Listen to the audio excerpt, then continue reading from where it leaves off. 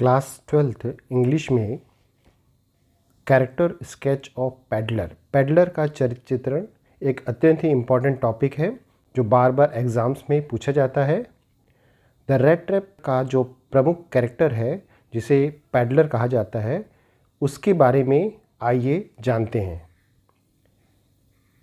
The rat trap peddler was a tall man who had his own imagination.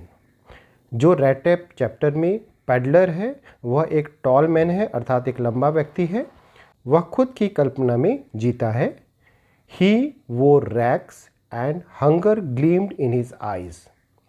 He wore rags अर्थात वह फटे कपड़े पहनता है क्योंकि वह गरीब है। ही वोर रैग्स फटे कपड़े पहनता है। And hunger gleamed in his eyes. Hunger अर्थात भूख, ग्लीम्ड अर्थात उसकी आंखों में झलकता है। Hunger gleamed in his eyes अर्थात भूख उसकी आंखों में झलकता है। इस प्रकार से जो रैट ट्रैप पैडलर है वह एक बहुत ही गरीब व्यक्ति है, फटे पुराने कपड़े पहनता है और उसकी आंखों में भूख झलकता है। He went round selling self-made small rat traps of wire. वह घूम घूम कर सेल्फ मेड अर्थात खुद का बनाया हुआ छोटे छोटे रैट ट्रैप ऑफ वायर अर्थात तारों से बने हुए चूहेदानी जिसमें चूहे पकड़ते हैं उसको बेचा करता था। यही उसकी जीविका का साधन था। He had some human weaknesses like thievery and begging to fulfill his basic needs. वह एक गरीब व्यक्ति था और गरीब व्यक्ति की भी अपनी आवश्यकताएं होती है, तो अपनी बेसिक नीड्स को, अपनी मूलभूत आवश्यकताओं को पूरा करने के लिए कभी कभी वह थीवरी अर्थात चोरी भी करता था और बैगिंग अर्थात भीख भी मांगता था। इस प्रकार से रैट ट्रैप पैडलर को इस चैप्टर में एक ऐसे व्यक्ति के रूप में बताया गया है जो अपनी भूख मिटाने के लिए या अपनी आवश्यकताओं की पूर्ति करने के लिए भीख मांगने या चोरी करने से भी नहीं हिचकिचाता था। Devoid of any sheltering place he spent his nights wherever he desired.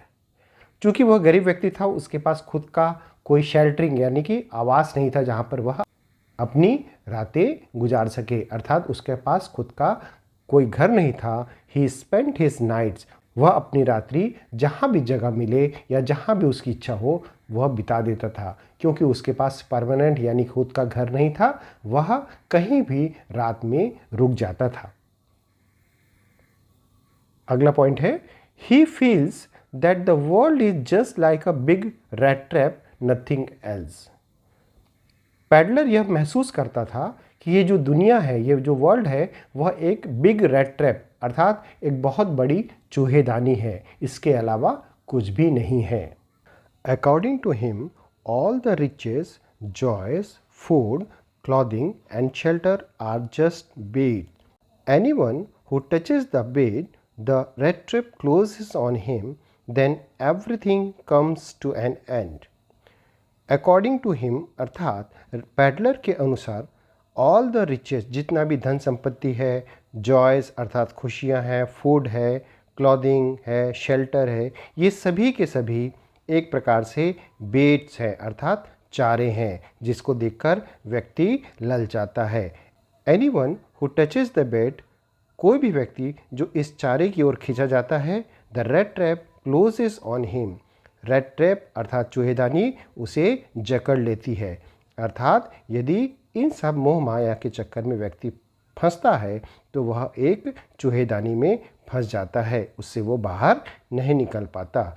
Then everything comes to an end, और इसके साथ ही सब कुछ समाप्त हो जाता है।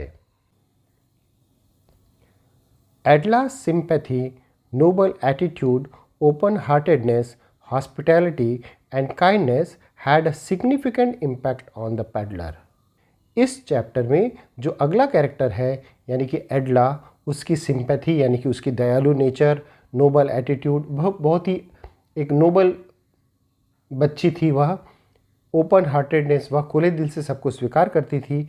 हॉस्पिटैलिटी अर्थात उसका मेज़बानी का गुण, एंड काइंडनेस अर्थात वह उसकी दयालु प्रवृत्ति, इन सब का पैडलर के जीवन पर बहुत असर पड़ा और बाद में पैडलर ने चोरी की आदत को छोड़ दिया।